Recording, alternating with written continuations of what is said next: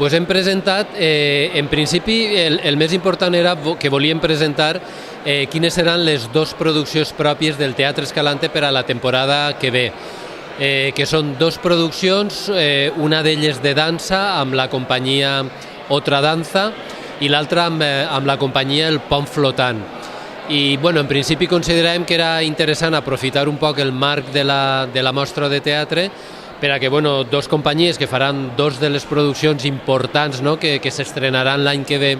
a València, que vingueren els propis protagonistes i que explicaren d'alguna manera en què estan treballant i cap a on estan caminant. Hem presentat un xicotet informe sobre la situació de la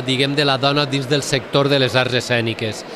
que d'alguna manera era una proposta que ens havíem fet. Hi ha un moviment, hi ha una associació que es diu Clàssiques i Modernes, que d'alguna manera està com denunciant aquesta situació per posar en evidència la desigualtat que hi ha entre homes i dones dins del sector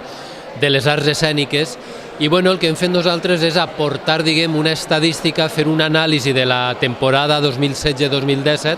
i a partir d'ahí traure conclusions.